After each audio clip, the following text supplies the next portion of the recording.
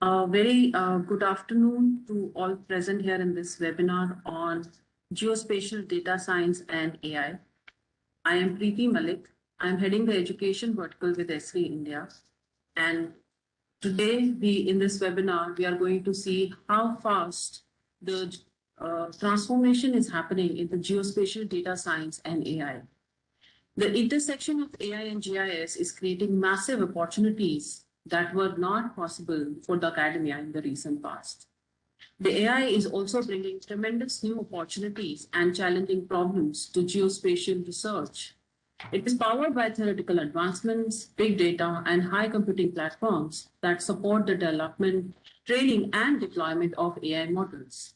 The integration of geospatial science and AI is a very vast area of learning. Today in this webinar, let me introduce you to our speakers for the session. Prithvi Bhati, who will be taking care of the technical aspects of the data science and AI with ArcGIS, is a data science engineer with Esri India. She's an expert in data science application areas and has worked extensively on ArcGIS platform and relevant application areas. Followed by, we have an eminent personality from IIT Roorkee, Dr. Alok Bhardwaj.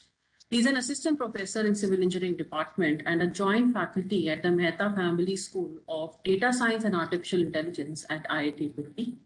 He has worked as a postdoctoral fellow at the Earth Observatory of Singapore, Nanyang Technological University in Singapore. Dr. Bhardwaj is a National Geographic explorer and supported by National Geographic Society to conduct flood research in Asia. Dr. Bhardwaj's main research interests include application of remote sensing and deep learning techniques to study urban floods and landslides, and understanding the link between climate, teleconnections, and occurrence of extreme rainfall events and ensuring floods in Asia. I welcome you both to this webinar. The agenda of this webinar today is to understand the role of geospatial data science in today's market scenario, followed by showcasing tools and functionalities for performing analysis and insights using ArcGIS, Python, and data science packages. Allow me just to share my screen so that we can start with today's first session.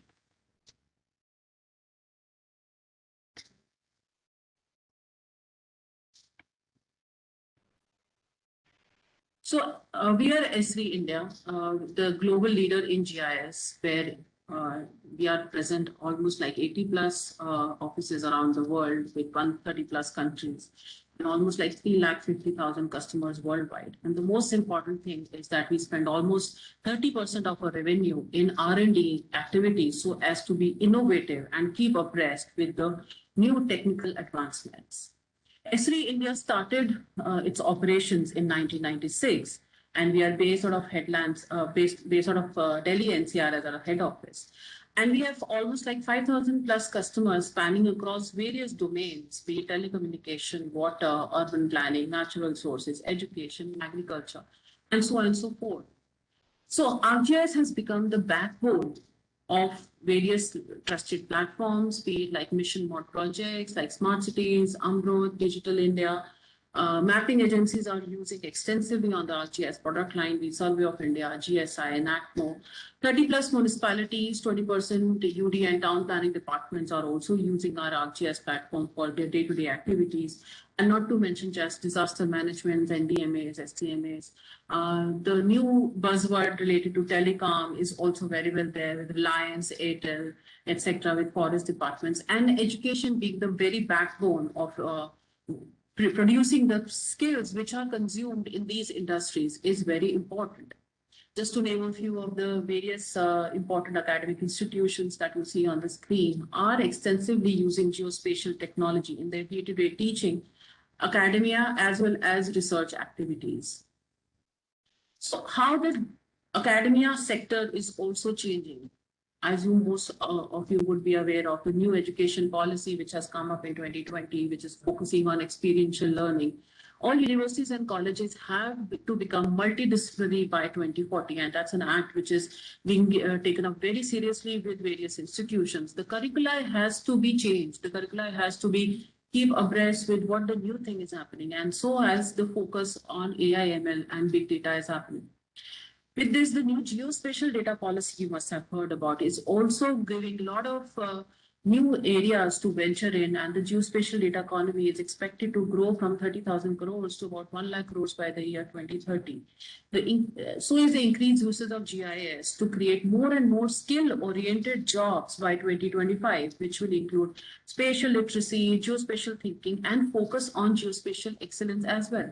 And as you must have aware, the GATE exam has also included geospatial as one elective, which will be taught over, right? So this is giving a complete government perspective of how the geospatial technology is used in many segments, be it smart city, Amrut, water resources, agriculture, insurance, Swamitwa projects, and utilities also.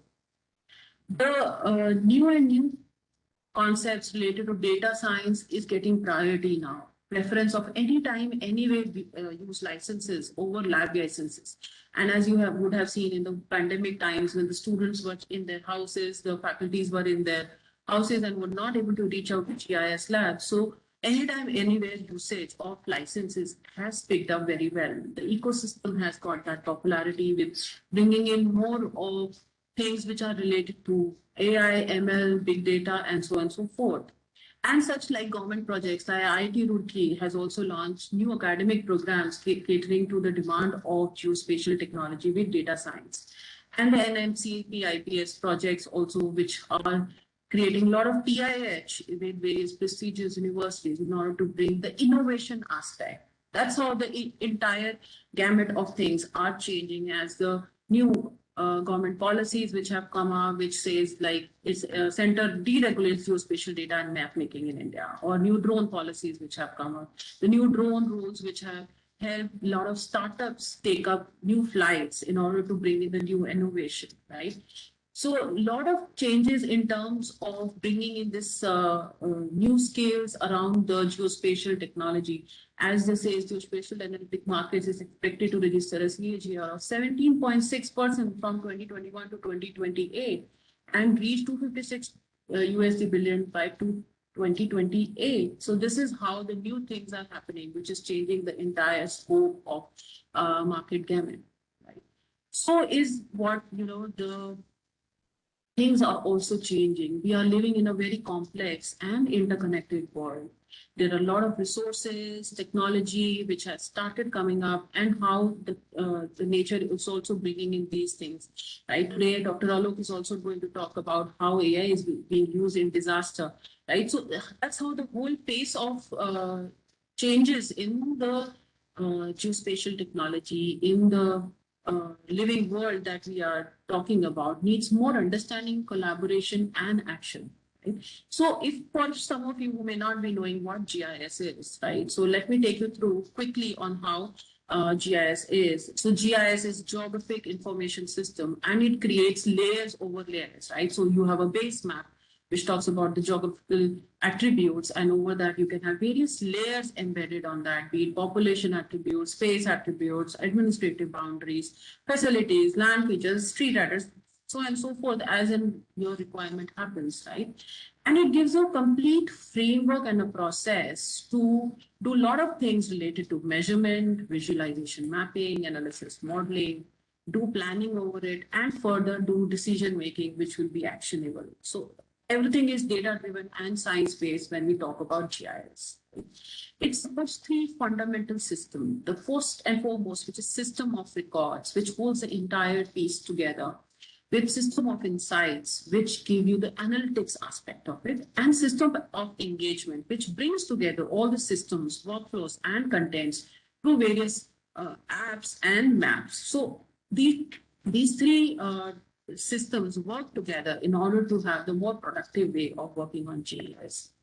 And then GIS integrates all types of data to create a common language which is got maps, scenes, layers, where we talk about any data which you see on the screen, be it CAD, BIM, LIDAR, big data, real time, 3D, vector, unstructured, tabular, and so on and so forth.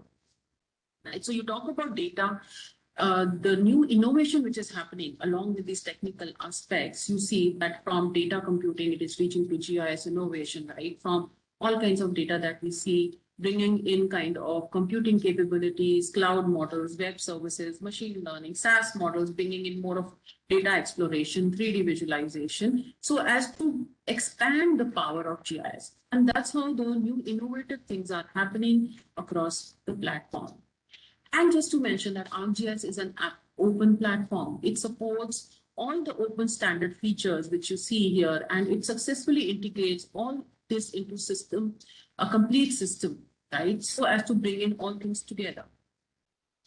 The spatial analysis as the theme of the webinar today is also related to what data science is. You would have data engineering concepts, you would have visualization exploration, the spatial analysis, which talks about various predictive modeling, image classification, suitability modelers, brings very well integration with machine learning and AI tools, right?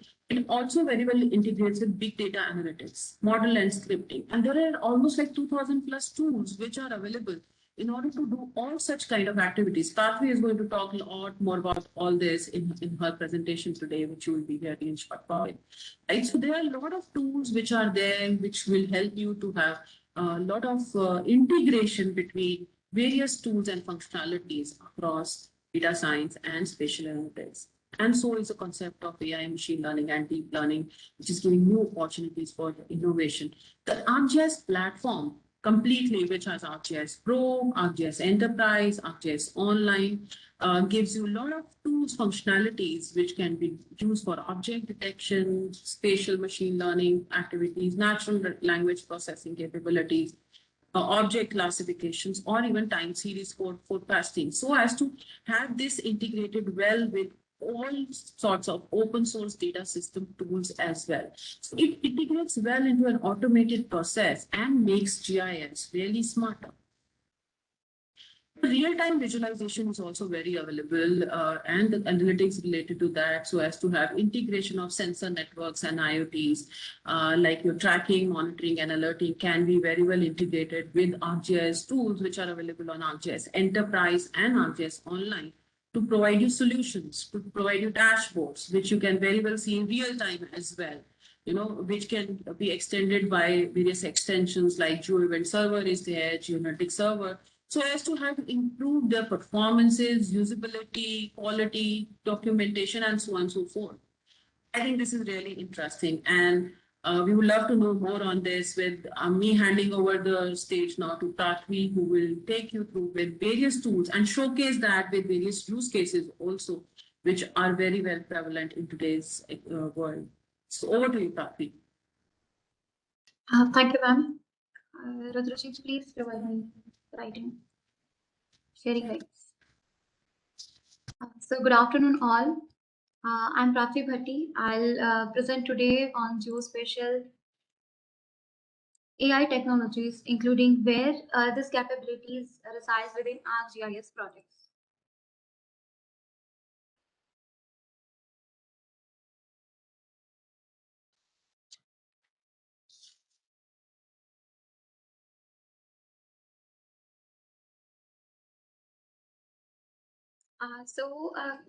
In today's session, we will talk about how spatial technology can place contextual patterns in data that otherwise may be hidden.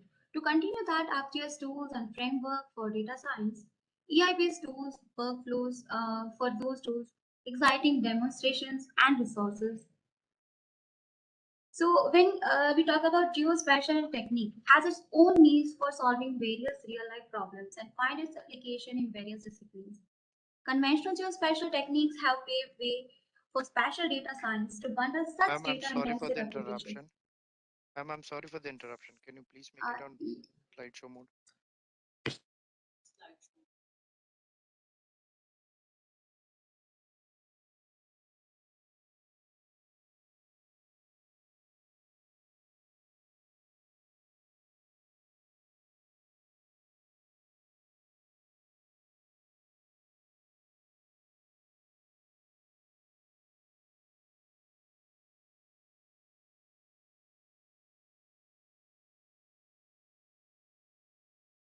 Please go ahead, ma'am. Am I good to go? Ready? Please go ahead, ma'am. Okay. Thank you. So as I was talking, conventional geospatial techniques have paved way for spatial data science to bundle such data-intensive applications.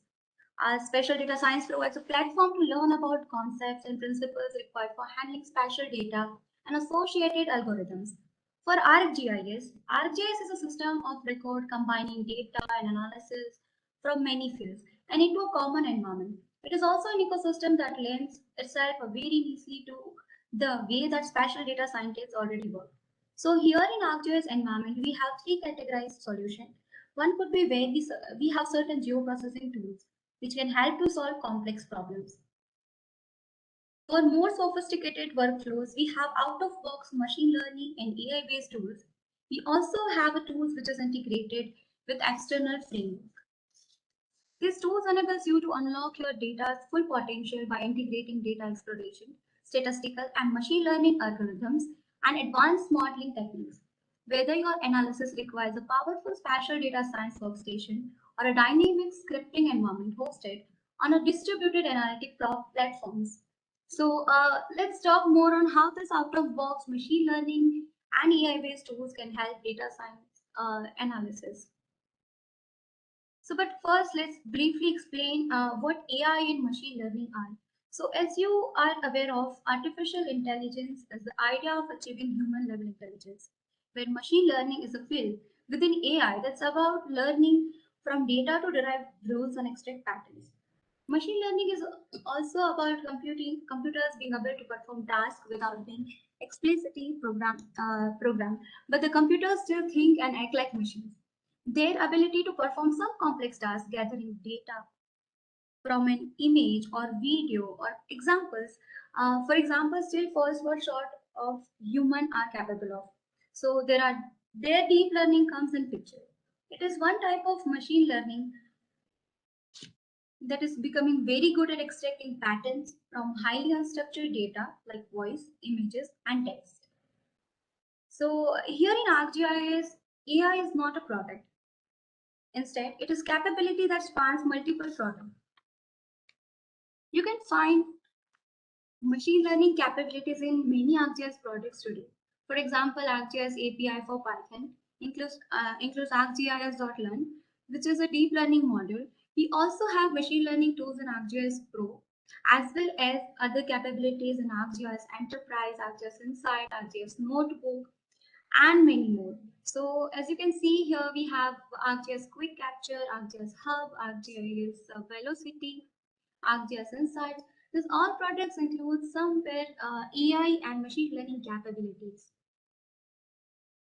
Machine learning capabilities in ArcGIS fall into two major categories. The first category includes tools that can help you build machine learning workflows, whether you are interested in doing parts of that workflow or all of it. Some of these tools are codeless, where you don't need to write code to use it, like doing feature extraction using the ArcGIS image analysis extension with ArcGIS Pro, or building predictive models using the tools in ArcGIS Pro with ArcGIS Spatial Analyst, or extracting features from LiDAR using the ArcGIS 3D Analyst extension with ArcGIS Pro. The first category also includes tools delivered as part of Code First experience. This includes the ArcGIS API for Python, where you can prepare data, train models, and use them using Python code. You can do the same thing in ArcGIS notebooks. The second category are the products and capabilities that are AI infused. Here, AI is already inside the product, but you don't really know it. An example is the tree extraction capability in the 3D BaseMap solution. It uses a pre-trained model to extract trees, but you don't need to train the model from the scratch or load it. The tool is designed to do everything for you, and all you see are the results. As you know, it first starts when we talk about machine learning life cycle. So as you know, it first starts with the data preparation. We want to prepare the data so it's ready for machine learning workflows. This includes bringing data from multiple sources, data wrangling, dealing with the missing data, geo-enrichment, data labeling, and other things. The second is about training a model that is meant to perform a specific function, whether it is predicting something or finding patterns or detecting objects. We can train different kinds of models, supervised or unsupervised. After that, there is interface stop, which is the process of using the model to achieve some results. It doesn't stop here. We typically want to derive insights by doing analysis on top of the model, like suitability analysis. Finally, we want to share those results with others. So we build information projects like maps, apps, and dashboards, and story maps, etc. Now let's talk about those tools that can help you build machine learning workflows. From classification to clustering to prediction, ArcGIS has a series of tools that already use machine learning in their algorithms. For example, under classification, you can use support vector machine classifier to classify impervious surfaces from imagery. To clustering, you can use the space-time pattern mining tools to identify the emerging fading hotspot in crash data. For prediction, you can use a geographically weighted regression tool to build predictive models that would predict things like disease propagation. It's worth mentioning that some of these tools use spatial machine learning, which means that the way the algorithm works is inherently spatial. In many cases, that makes these tools generally more suitable compared to the traditional machine learning algorithms.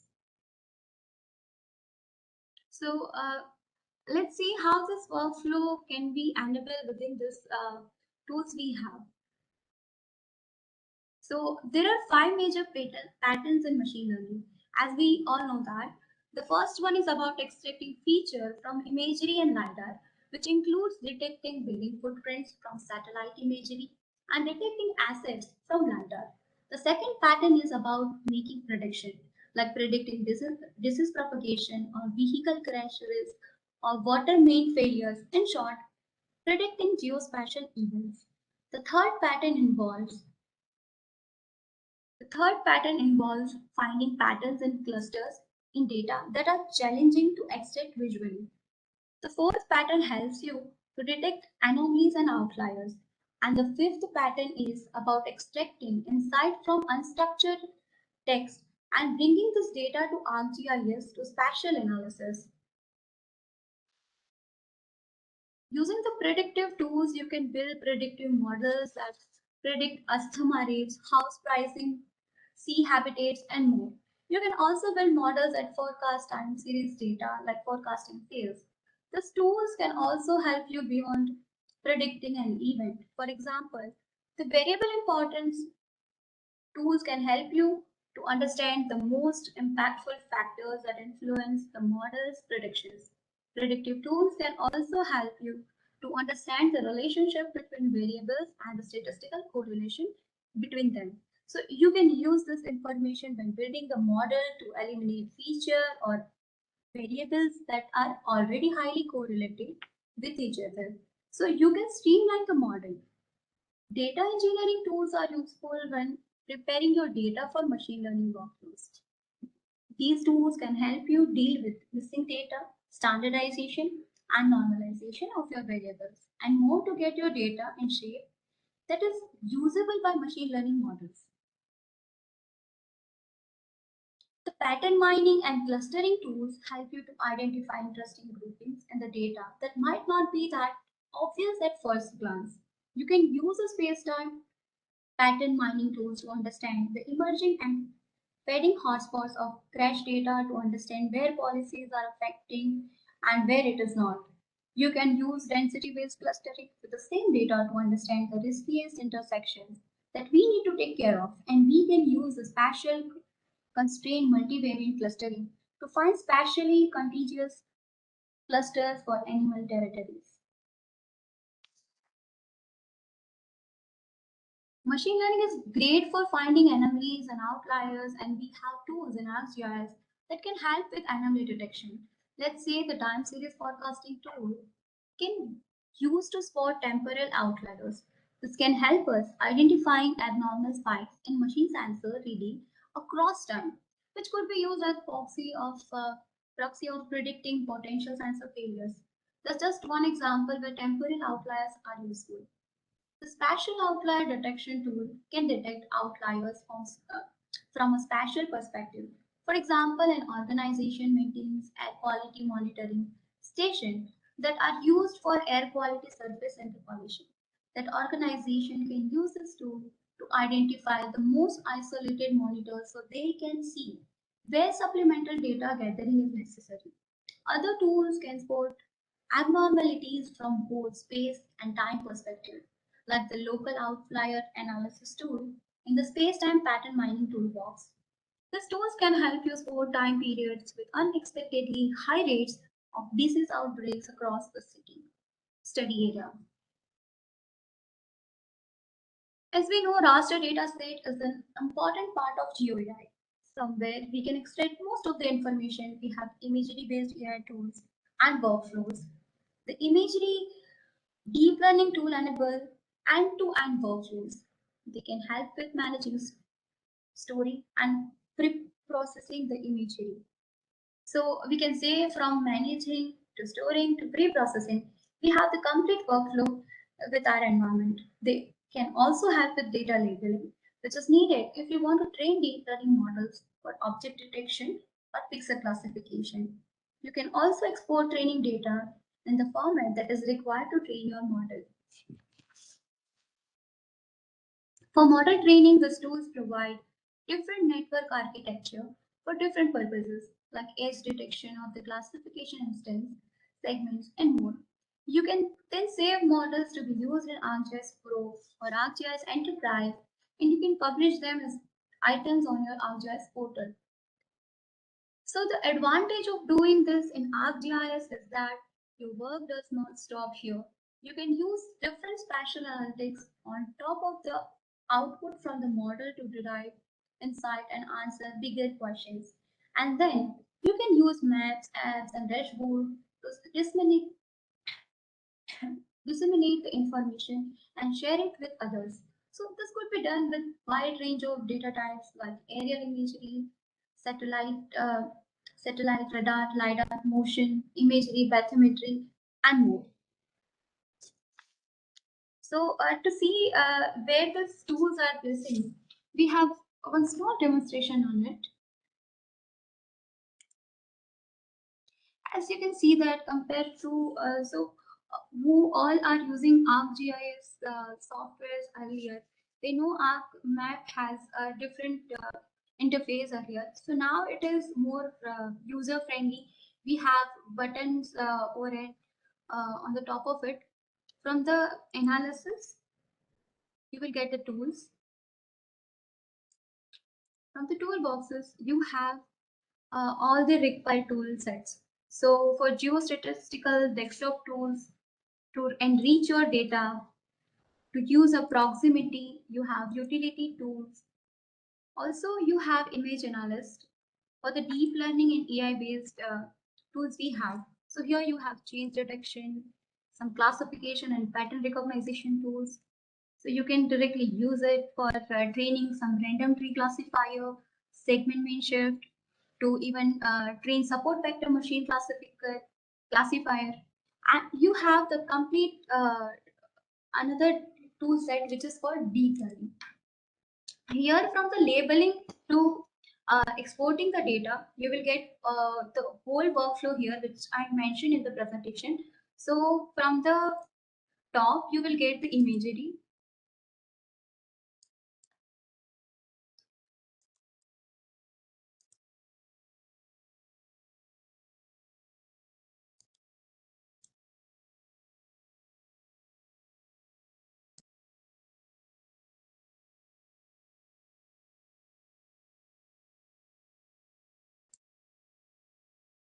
So here in imagery, you have two options. From there, you can create features. You have to click on the imagery you have. Then you have the tool called classification tools. From there, you can label the data. Or else if you have the shapefile, you can directly call those shapefile with a class value. After labeling your data, you will going to export those in whatever format you require. So you have export training for deep learning. you will you will give in raster as an input the class value which you have, then the desired format, like I have TIFF, MRF, PNG, JPEG, metadata format, which could be RCNN mask, classified tiles, Cyglan, export tiles. And from the environment, you can select the cell size and extent. After exporting the chips, the label you have, you are going to train your model. So here you will give the path of the input training dataset you have, the output model where you want to save it, some model parameters, like what model type you want. So recently we have more than 20 model type with us, which is still in update. So you will get more here as we have UNIT, Retinet, Mask RCNN, edge detection, Cyglan. From there you can give the model parameters. And you have some advanced options, like you have backbone models like Resonant 18, 34, 50.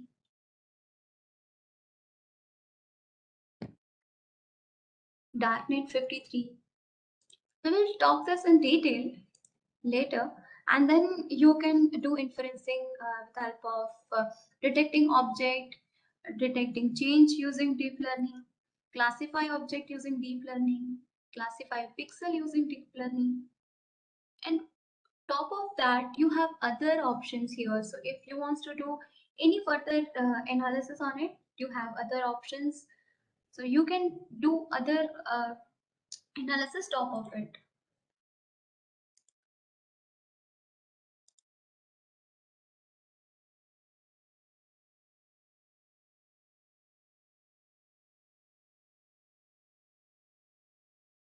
So also ArcGIS AI based tools follow transfer learning concept. The ready to use models on the ArcGIS Living Atlas can save a lot of time in this way. Instead of preparing training data and training models from scratch, you can use these ready-to-use models for your workflows. They are well trained for different data sets or scenarios. But you can also retrain the models with local data if needed to increase the accuracy in your particular workflow. The ArcGIS Living Atlas has lots of models for common workflows, like identifying building footprints, road segments, land cover, human settlements, swimming pools, solar panels, and more. You can use these models in ArcGIS Pro and ArcGIS Online or with ArcGIS Enterprise. So here you will get, let's see how Living Atlas has this models. So you have to search for that, the DLPK, the extension, as you all are you're getting models in that format. So here you will get more than 20 plus ready to use models, which be retrained according to your requirement. Not only for the imagery, but for LiDAR data, video-based data, and 3D data, etc. can be extracted with help of this. We can see that the automation of map prediction is a major theme here as well. So example includes building detection, land cover, and road segments. All of these are examples of automatically extracting features from imagery to build to update vector maps. So here we have the models trained based on the global data, but we can also retrain it according to the regional requirements. And it is giving a good results on the local data sets also.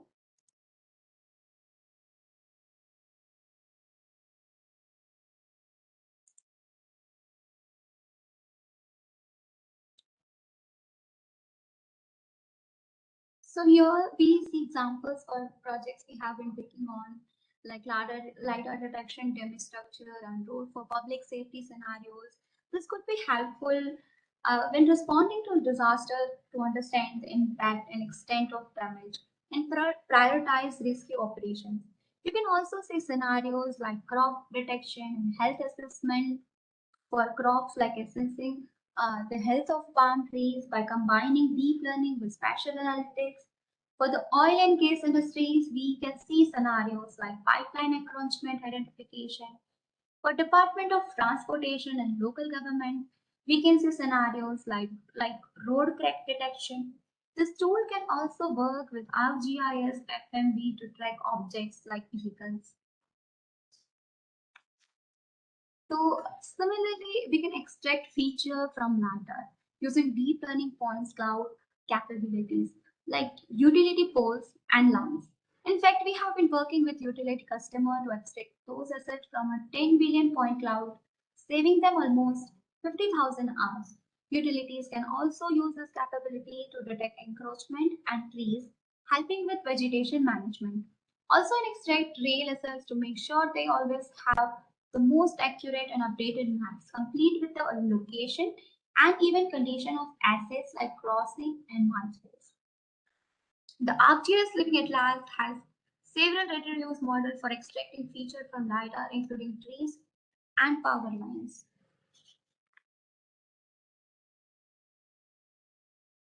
So let me demonstrate the LiDAR capabilities which we have.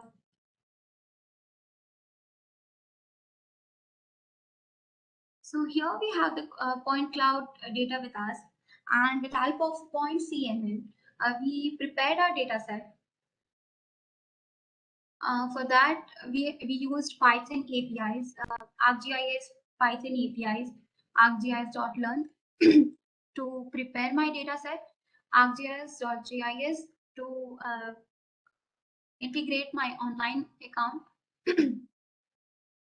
I get the data set here with the help of gis.contain.get. With the help of point CNN data I have in my toolbox, I train my data.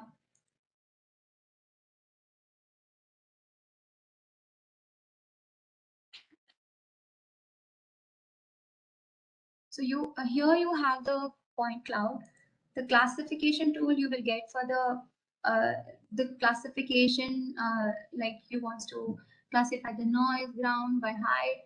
Also for the deep learning classification, you have the tool called classify point cloud using train model, prepare point cloud training data, and to train your model, you have train point cloud classification model. So with help of train point cloud classification and prepare point cloud training data, we have trained our model, which is again giving us the two folders, train and value, which is our exported data. Then we prepared our model. It is really easy to visualize those data set. So then we are also getting this graph, which is giving us learning rate and confidential value, accuracy, and other parameters like precision, valid, and loss.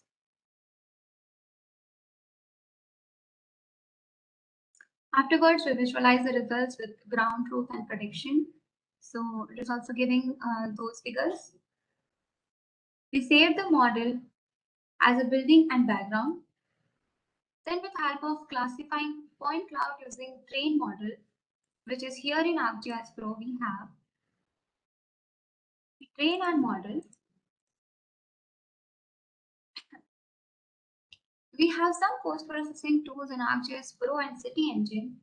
So we are able to get those results like this. So we have buildings here and other noise as in a grayscale. We also have some model builder tool which acquire all the required post-processing tools in one workflow. Sorry.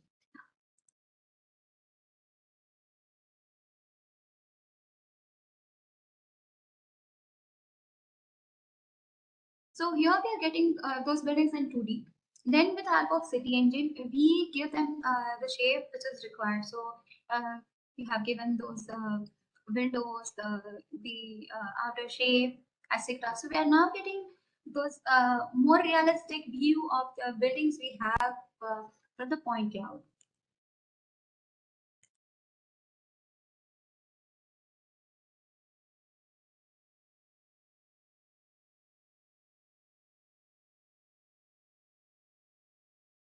While these workflows are possible with codeless tools like ArcGIS Pro and its extensions, they can also be performed through a code-first experience using ArcGIS.learn, which is the deep learning modules of the ArcGIS API for Python. So ArcGIS.learn helps you build machine learning workflows easily through few lines of code in consistent manner. This saves you from needing to install and configure different deep learning frameworks for your specific use cases. You can use ArcGIS.learn in different Python IDEs like ArcGIS notebooks, your own Jupyter notebook, PyCharm, and more.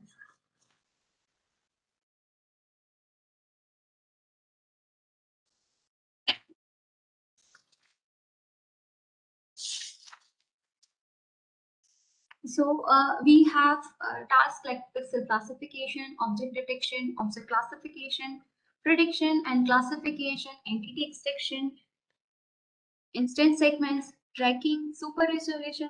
So the tasks which are able to do without codeless experience, we have such tasks able to do in this framework also. So as we know, almost 80% of the world's data is unstructured, and a big portion of that is available in the form of unstructured text. This can include reports, social media, online forums, customer service logs, and more. The ArcGIS API for Python provides different text analytics and natural language processing capabilities through the ArcGIS.learn module for entity extraction, text classification, translation, and more. You can use the named entity recognition capabilities to extract entities like organizations, people, dates, and location from text. You can then bring the output back to ArcGIS to perform spatial analysis. So we have a we have the demo for natural language processing for crash fire and rescue.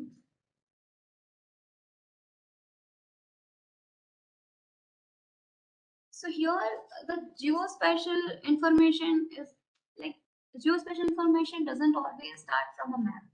Here's the folder we have.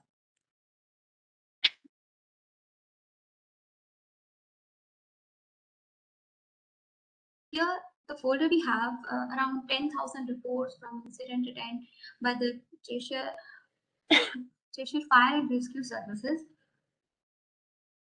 So if looking at one of these reports, we can see the 2 fire engines attend to a report of a house on a fire on Marlborough.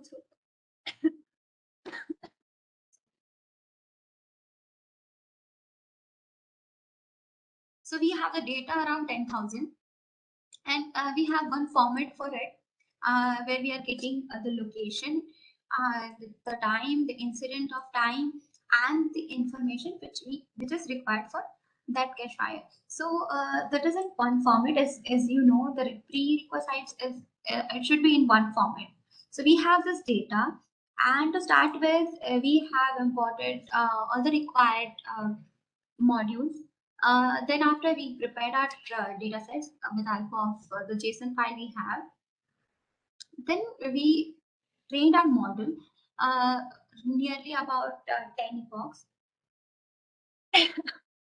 We validate the results, and then we save the models we have with the help of .env. We are also getting DLPK, as I have mentioned there. When we inference it for other reports we have, like we have test and train. There we are getting the desired outputs out of it. So again, we do some post processing for the results we have, and in a clean manner, we have one Excel sheet for that. Further, we created one feature layer out of it, and we prepared a feature layer to use it for ArcGIS Insights, ArcGIS story map and dashboard. In the way we can use this map for further our requirement.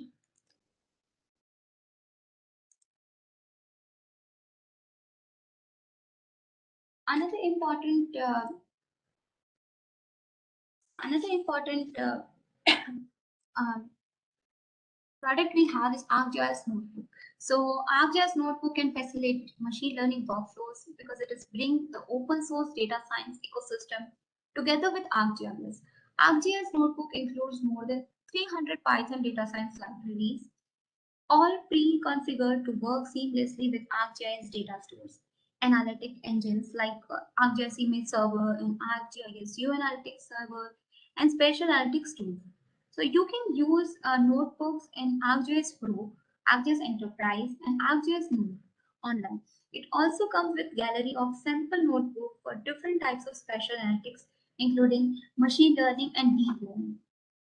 So let's see quickly how notebook are performing in ArcGIS Pro and ArcGIS Online.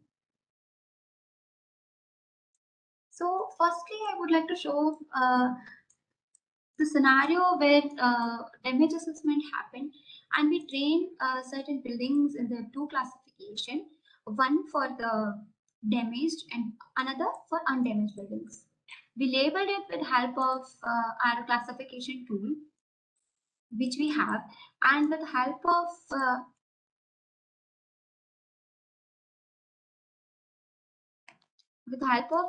export training, we exported it in a TIFF, and with help of Mask RCNN, we trained our model.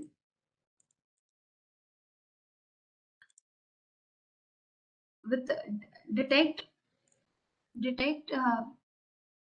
object using deep learning, we are able to get all other buildings which are there around the area. So as you can see, this blue are the buildings we have detected. We further classified it into damaged and undamaged buildings.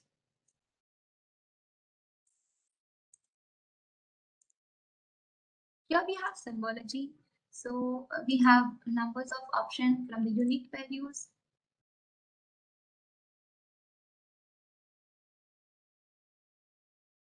We have damaged and undamaged buildings. So as you can see, this inferencing is giving pink as a undamaged building and green as a damaged building.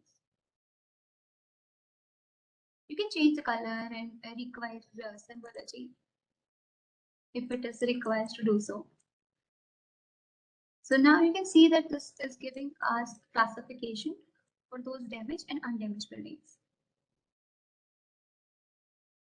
Here for notebooks, as you see, TensorFlow Lite is working well with the mobile application. So we have integration of those also.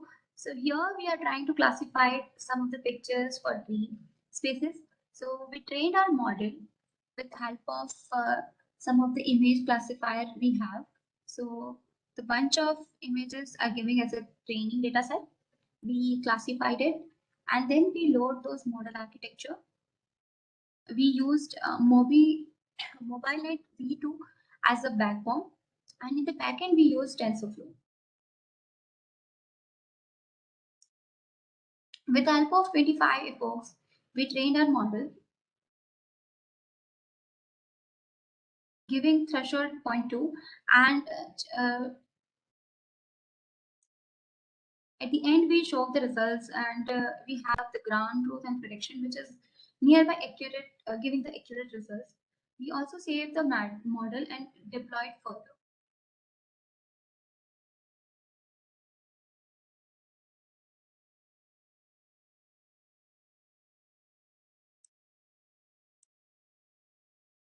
Another example we have.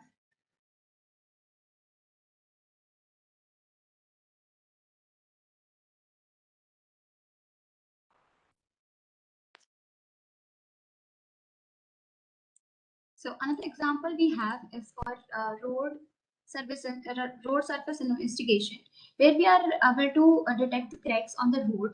So we trained our model with help of CCTV images and image we have.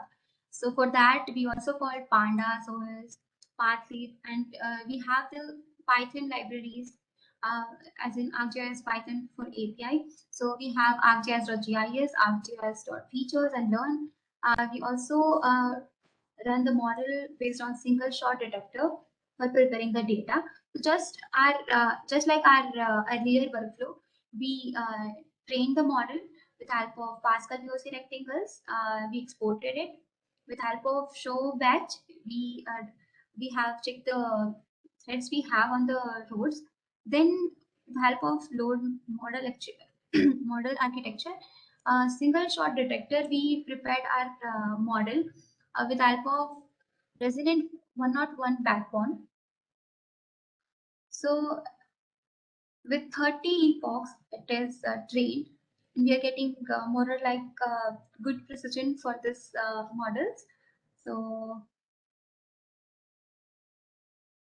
we are able to get the results like this.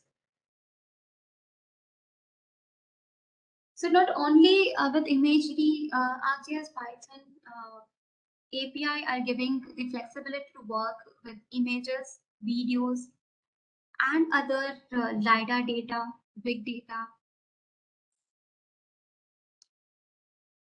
And when you are working with the ArcGIS platform, you are getting the you are getting the you are getting sharing capabilities too. So it is really easy to share on other platforms, whether you are creating some dashboards or whether you are creating some story maps. It is really easy to share with other organizations too when it is required.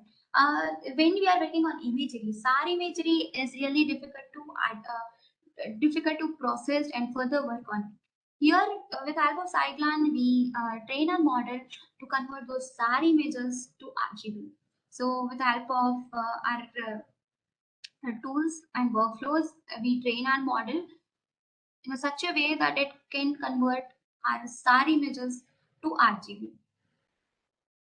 So, here are the results where we are getting SAR images into RGB formats.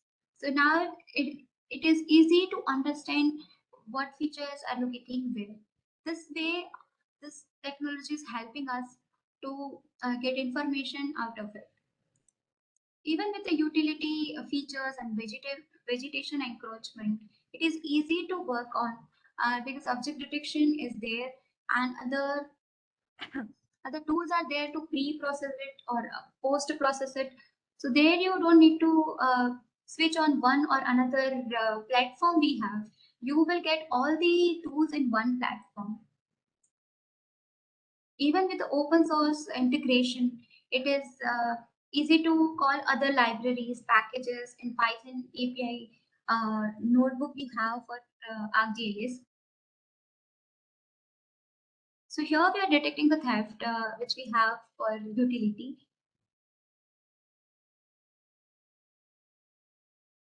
We followed the earlier workflow where we labeled it and prepared our model with help of RetinaNet model. We trained our model,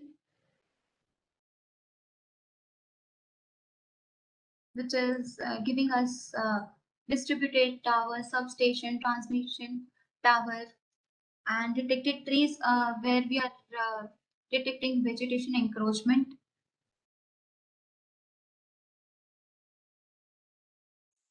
Another demo we have is for vehicle detection, where we are tracking using deep learning. So the workflow will be similar, but here we are able to call the CCTV images, which is might be difficult to call on Python environment. Other than we also require to switch from one platform to another. So here we are getting the capability to work on more or similar platform we have. So that's it, and it is easy to switch if you are working there on any other platform. It is really user friendly, so you will get all the tabs and tools there in one platform. Also, when we are talking about CCTV, here we have the tracking, like this tool, this truck we have, and we track that. So with help of annotation, it is giving me the path wherever it is going. It is following that. So this is really easy how to work with videos also. Tracking and tracing is also possible here. That's it from my end. Thank you very much for listening.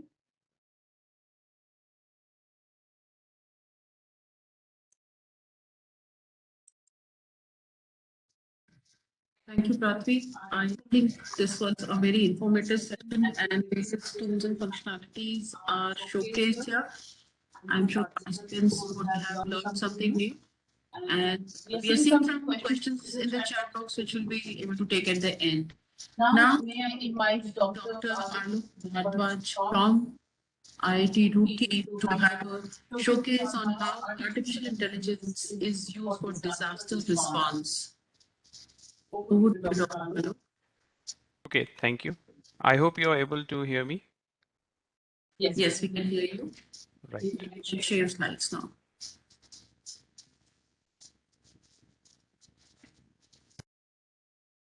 Just another confirmation if you're able to see the slides. Yes, please. Okay, so good afternoon to everyone. And so my name is Alok Bharadwaj, and also Preeti Malik introduced me earlier. So today I'll be sharing some of my thoughts, some of the work that is being done, not only by me, but the researchers worldwide in the application of artificial intelligence for disaster response. And disaster response is one of the key areas, particularly for India, because India is battered by a lot of disasters across the different geographical regions that are there. But before we go forward, we would just like to have certain definitions set out for us. So a disaster refers to a certain kind of serious disruption of society by unforeseen and often sudden situation or event, which usually exceeds the local capacity. People living in that area are not able to cope up with such a from the aftermath of the disaster, and we're using its own resources. So here you can see there are droughts, earthquakes, storms, floods, landslides, even wildfires. And many of these disasters, India experiences many of these disasters, particularly in the different months of a year. And recently, of course, the COVID-19 that has affected not only India but worldwide, and how we can use the power of geospatial technology, the ArcGIS platforms, and how we can respond better to these disasters is what the central theme of this presentation is. Certain examples of the disasters, for example, in Himachal Pradesh, back in mid-July, there were a lot of landslides that happened that caused a lot of casualties in that area. And in Uttarakhand recently, in October itself, there has been a lot of rainfall and landslides, particularly in the Nainital region and in the different districts, that has caused huge damages. Right? So disaster as such is geospatial in nature. We need to understand, if we want to understand disaster, we need to understand its geospatial characteristics. And some of the data that we can collect to understand the geospatial nature of these disasters can come up from in situ sensors or from Internet of Things. It can come from simulated data sets. You can use unmanned aerial vehicles, or better known as UAVs or drones, to collect the images, high resolution images of the areas that are damaged. You can use social media and news reports. You can use satellite data, and there are these different kinds of satellite products that are available.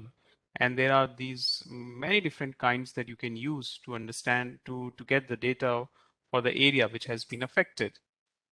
Historical data sets, if somebody has documented the disaster in that area back, say, 50 years ago or 100 years ago, that is a rich information that one can use to understand the geospatial nature of the disaster that has happened. And basically remote sensing derived products. And in the last presentation by Prathvi, she was talking about that you can use the different kind of remote sensing products like MODIS and Landsat, and these are just a few examples.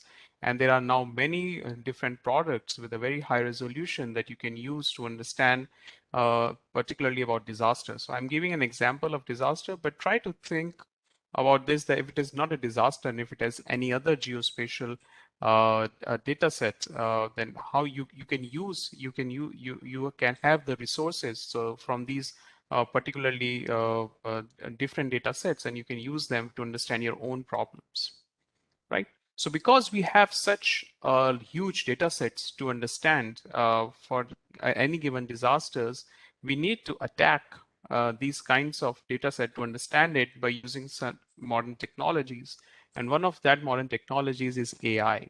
And you can see here on the right hand side, there are these different phases of the disaster management that are there. There is mitigation, there's preparedness, there is response, there is recovery.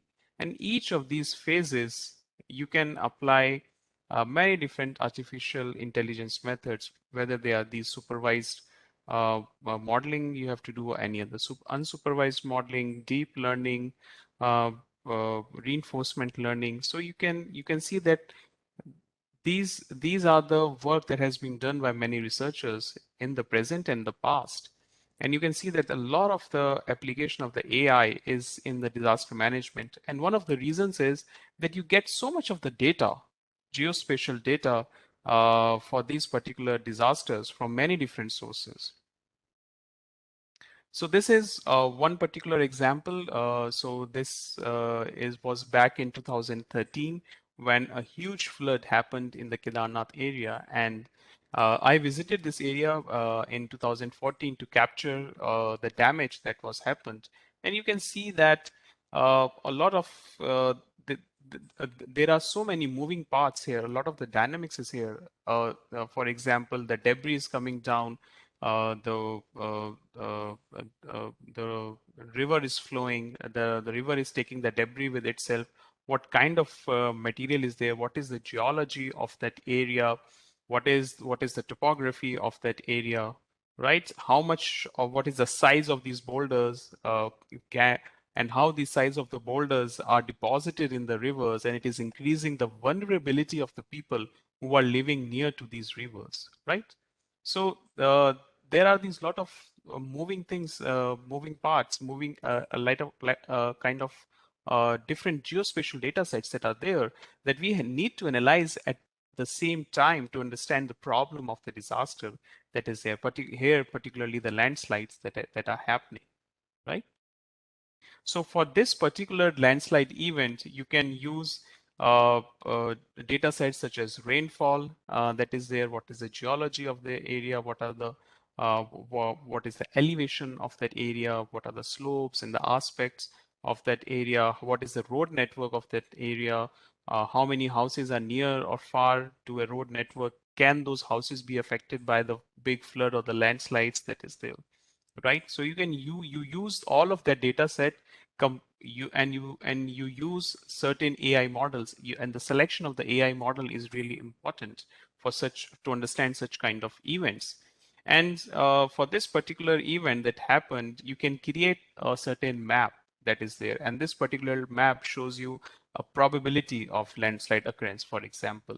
And you can see that that in the valleys where it is marked as red, the probability of the landslide occurrence is really high. And where you see that these are the blue regions, the landslides occurred less. So these are the regions where the vulnerability of getting affected is less. So this is one example, one kind of a pipeline where you collect the geospatial data sets, you use a particular AI method, and you try to come up with an answer to understand that how is it this area is vulnerable to the landslides, right? And this is one example, and you can use the similar philosophy for to do different kind of works that is particularly of interest to you, right? So this is another example of that says that there was a typhoon Hagibis that happened in Tokyo last year, and it caused a huge damage in Japan. And this particular map shows you the flood extents that has happened. So this particular work involved the manual way of identifying that where the floods has happened. So you can automate this kind of work using some of the AI techniques that is there, and help us to help to understand that where the floods are happening. A similar example is to understand that where the damage has had happened. For example, a typhoon comes, it causes a lot of damage to the houses that comes in its path. So this particular work also involves a lot of satellite remote sensing analysis, and it is we can automate this kind of work as well using some of the AI techniques to understand where the damage has happened. Right? So there are these different kinds of disasters. So we just saw an example of a damage by a storm or by a landslide, but there are other disasters such as earthquakes, are there, volcanic activity, floods, wildfire. So I will just go through the application of the AI in these different for these different disasters, and how the landscape has changed in the last so many years, when we used to understand these disasters by conventional methods, but now with the advent of cloud computing and the availability of a lot of computing resources that are at our disposal, we can, and also the availability of a lot of data sets, we can now the AI can be used on those data sets to understand more about these disasters that previously could not be understood. For example, AI for Earth response. So we can collect some of the input data sets. For example, there is this seismicity indicators are there, seismographs are there, earthquake precursors are there, and we use different kinds of the AI models, such as rule-based approaches are there. For example, fuzzy logic is there. We can use some of the shallow machine learning methods, for example, support vector machine, decision trees, naive Bayes methods, or we can use the deep learning methods as well. For example, recurrent neural networks or LSTM, because we have a time series of data with us, and these time series data is collected at many different locations. So we have a lot of data to analyze. And usually we want to understand what is the time of the occurrence of the earthquake, where the earthquake will happen, and what will be the magnitude of that earthquake. So we can understand all of these things by understanding the earthquakes that are already happened in the area, to understand that what will be the nature of the earthquake in any unknown location for which we do not have the data. Here you can see that since the past 20 years, since 2000, the number of the academic research that has gone into the application of the AI to understand the earthquakes. And you can see that the graph is increasing. This bar graph shows an increase, since last year till 2020, you can see a lot of the researchers are applying the AI techniques to understand about the earthquakes. This particular graph is very interesting to see that in the past 20 years, it's not only the application of the AI that has changed to understand the disasters, but what are the methods that have changed since? So, for example, in year 2000, we used to work with the shallow networks, for example, shallow artificial neural networks, which had very simple architectures, a few layers that we had. Now, since around 2010, we were using a little more deeper networks, for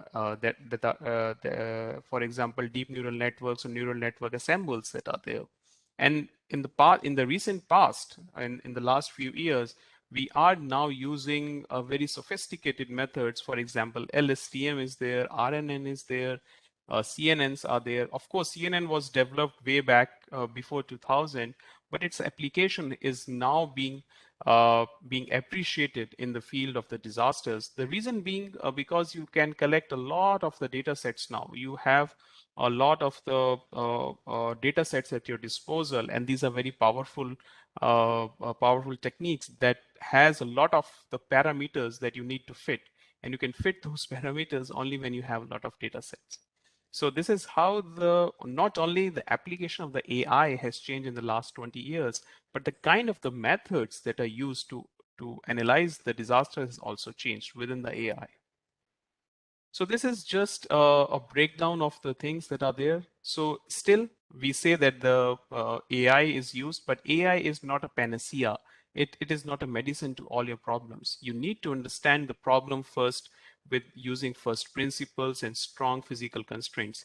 Until and unless you understand the physics of the problem, you can apply any of the AI methods that won't give you correct answers. So you first need to understand, you first need to have the domain knowledge. That's what we say, that you first need to have the domain expertise. Then only you can select a particular AI method to understand your disasters. Uh, in particularly for earthquakes, deep learning is more promising for unstructured data that is there. So because deep learning as such has a lot of parameters, it has its own layers, and there are those connections within those layers. So how they are trying to understand the data uh, that that is reflected in the unstructured data. So for the unstructured data, the deep learning methods have a very good application. But there is a limitation, and the limitation is the size of the training set that you require for good performances for earthquake detection and location. And this is not particularly restricted to the earthquakes or the natural disasters. It is a universal problem in today's time, that you need to have a good amount of the training data set. You need to have a robust training data set. Even though you have a robust method but not a good training data set, you won't get your correct answers. So always there will be a limitation of the size of the training set. And one of the innovations that is happening in the geospatial community is to develop good amounts of training set. And as in the previous presentation, which was given by Prithvi, she was talking about that you have so many different resources from where you can collect the data. Either it's LiDAR, it's UAV, it's satellite data, it's traffic information, whatever you want. So that is increasing your training set. Okay, so we need to remove this limitation. Once we remove this limitation, we can, the AI application will be more robust. Okay. So particularly this slide shows you that this is the unstructured waveform data, that this unstructured data is fed into a particular CNN that has 8 layers, and this is the output that is there, which ranges from no event to 6 clusters of it, of particular type of earthquake that is there. So this is a very famous example of con-wet quake that was used, but this shows you that how the AI can be used for on the unstructured data to make sense of that, the unstructured data that is there, and try to understand that where and when and how much magnitude of the earthquake can occur. Okay. Next, moving on for the AI for the flood response, we see that we move from the earthquake to the floods. And this particular slide is not for you to read everything here, but this shows you the complexity that is involved in understanding a flood disaster. It's not only understanding where the location of the flood disaster is, but the different players that are involved in understanding. For example, if you see on the left hand side, this is the input data that is there, that what is the evaporation in that area, what is the population, what is the soil temperature and moisture in that area, and how these different physical parameters are affecting, for example, water levels in the reservoir. Then you have these social media networks and some of the agencies that are issuing these warnings. Can you use that warnings as a precursor to understand about the floods that is there? And finally, what the flood is affecting. It is affecting the businesses, the farming, what is the social impact, how the emergency services are used. So you can see that there are these lot of the different interconnections are there between the different parameters that are here. And for each of these parameters, we can collect the geospatial data, because flood in itself happens on the surface of the earth. If anything is happening on the surface of the earth, that is a geospatial in nature. For that, we can collect the geospatial data from many different sources, right? One of the ways nowadays is to move from the conventional to the unconventional way of understanding the floods. For example, people use hyper resolution data from the social media. The hyper resolution data means that you can see the floods under the tree cover, right? For example, if you are living in a city, for example, say Bengaluru or Hyderabad or Delhi, and you happen to be in an area which has a tree cover, so any sensor, for example, UAV is there or a satellite is there, cannot penetrate completely through the tree cover to understand where the flood is happening. But you, as a user of the social media, can take a photograph and upload it on the social platform. That is what we call as the hyper resolution. You are giving us the street view of where the flood is happening. Can we use that information to understand about what is the flood location, what is the height of the flood at a particular location? So this is an unconventional way of understanding more about the floods. It is to say that conventionally we develop the flood models in a statistical manner, but can we use the data that is at our disposal, for example, from social media, to understand more about the floods? And of course, you can use AI to understand in these images that what is the extent of the flood that is there, how you can differentiate flood from the non-flood entities in such images. This is another example that shows that this is a particular example of the precipitation or the rainfall that is happening in, say, United States, and the number of and the tweet volume that is happening in that area. And you can see that the tweet volume is really high in the area where the rainfall is high. So if the rainfall is high in that area, there is a high chance that it might get flooded. So people usually tweet in those areas.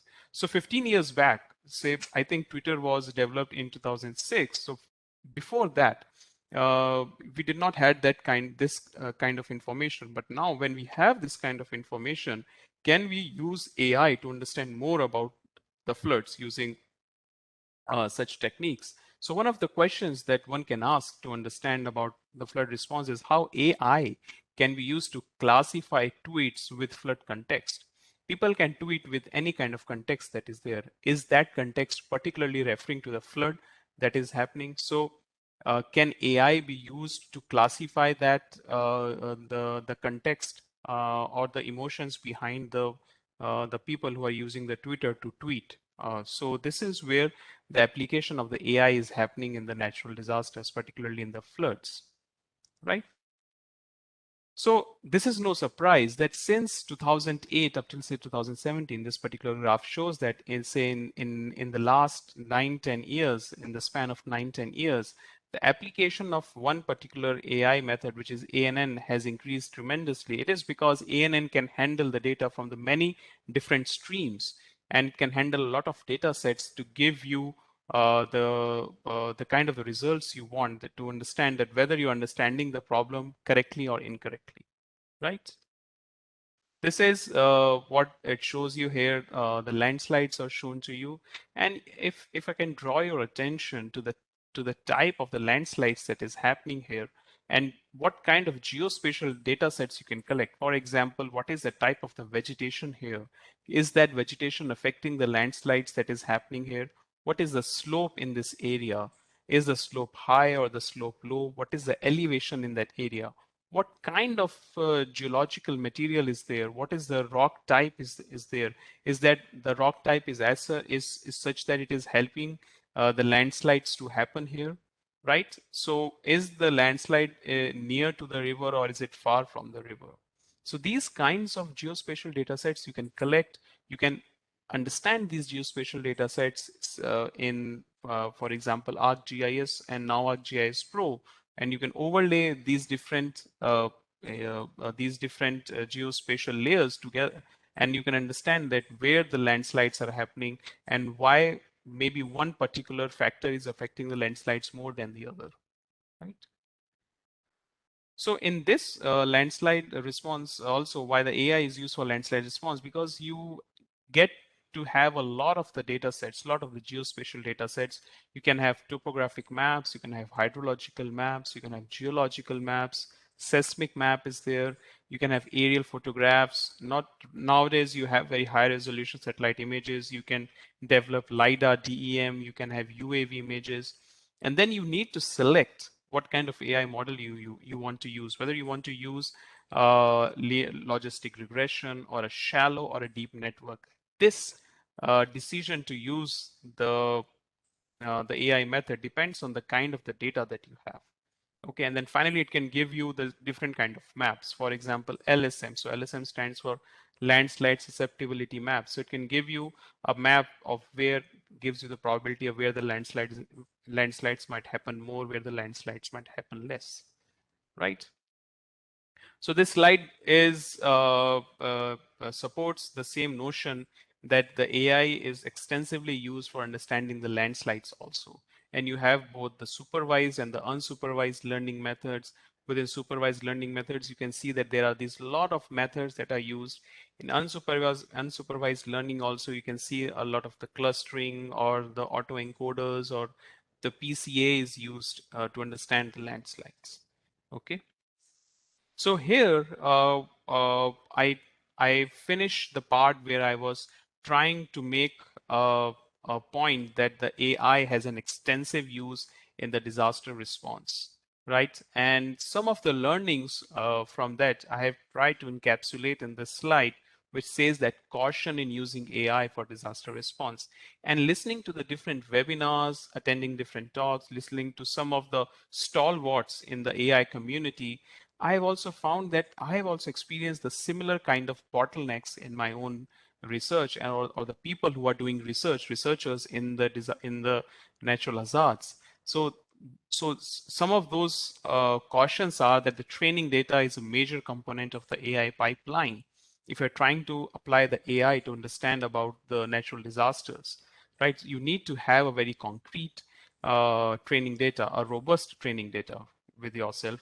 The other is the collection and the documentation of the training data after following a bias-free sampling is of utmost importance. And it has been found as to be the main bottleneck in the application of AI for disaster response. And this is particularly true for the non-disaster areas, or in any area where you're trying to apply the AI, that you need to collect and document the training data.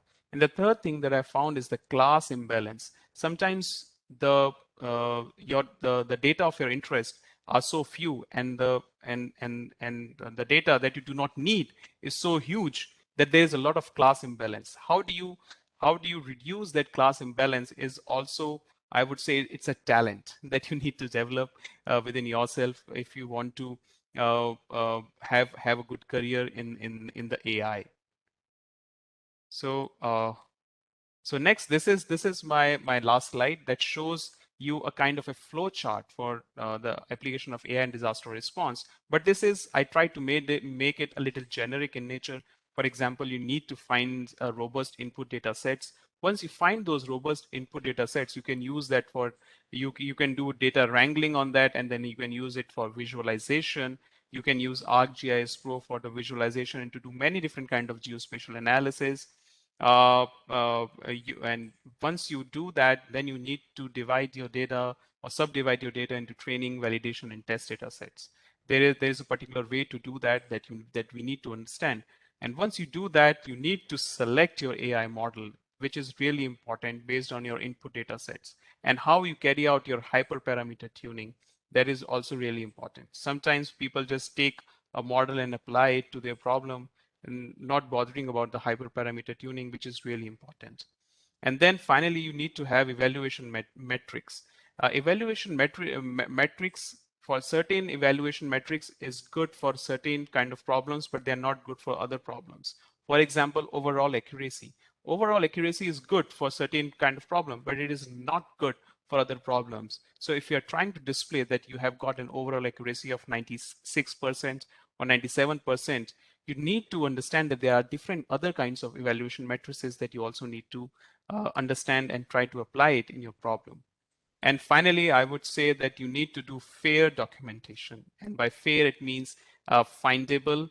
By findable, it means that it should have a particular identifier that other people can use your data. It should be accessible it means that it should be hosted in a particular good repository that other people can access that. It should be interoperable, and by interoperable, it means that it should be made with a certain standards that other people can also use. And finally, it should be, I have written usable, but it should be reusable, that it should have a certain usage license that and you have to have a license for the data or for the model that you're making, that other people can also use that. So there should be fair documentation as well. So this was all from my side. And I would just take 1 more minute of your time to just have a kind of a little promotion from my side, that our department where I'm based, we are planning a Geo Innovation Challenge. So it is being organized by the Geomatics Engineering Group at IIT Roorkee, and also by the National Geospatial Program by the Department of Science and Technology, better known as the DST. And this particular Geo Innovation Challenge is particularly geared towards the early career researchers who have a PhD and who want to move further in the field of the geospatial science. So if there is someone in that audience with that criteria, I would advise you to please scan this QR code so that you get the brochure and you can try to apply to this Geo Innovation Challenge. It's a very great initiative taken by the DST to promote the geospatial science within our country, to advance the geospatial science within our country. So with that, thank you to everyone for listening to my talk. Thank you, Dr. Alok. I think it was a very nice presentation showcasing all the various AI/ML tools and methods, including all disaster responses that you covered. I think our audience will have a lot of benefit out of this presentation, and they might reach back to you in order to have some kind of insights into their research work that they are doing. And you can surely help them to take these research activities further. So thank you, Dr. Alok. With that, I would quickly show some of the things what academia needs to do. If I can have the share, I can have the permission to share my slides once again, Rudy.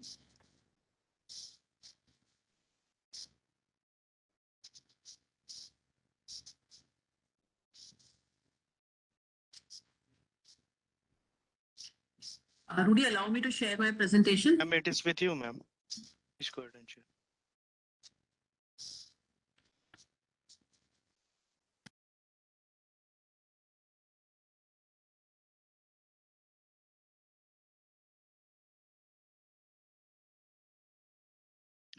Is party okay? Allow me. I'm so sorry. It's with you. Please go ahead.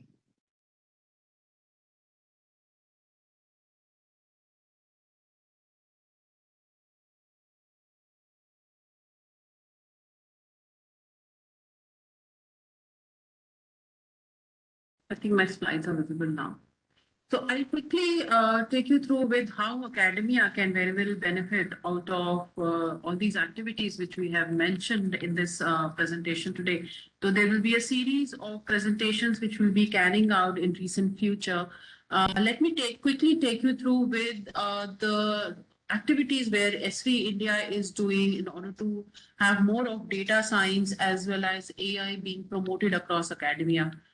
So we have launched a new program, which is Center of Competence, which talks about software infrastructure development, which talks about research and innovation, which talks about faculty development. And we have a mission to train 2 lakh students across 3 years with this kind of activities which we are planning, which will talk about institution-wide licenses, which will talk about software upgrades with installation support, flexible deployment of software, online technical assistance as far as GIS infrastructure is concerned. And when it comes down to capacity building, online training, integration of mainstream courses with the institute, faculty student activities, engagement activities, and industry interaction, which would include webinars, online trainings, internship, and project mentoring. Because at the end of the day, when we're talking about the center of competence thing, all these areas which are new emerging technologies should be hand-holded. I understand academia is never behind with the latest technological trends, but what offers do we have is to have establish a center of competence where we can do a lot of activities related to project mentoring, faculty development programs, student level teaching, as well as giving them huge amount of e-learning content, which is available on my S3 learning portal, and the guided lessons, which is through Learn Hub. Maybe we'll showcase these in the chat box.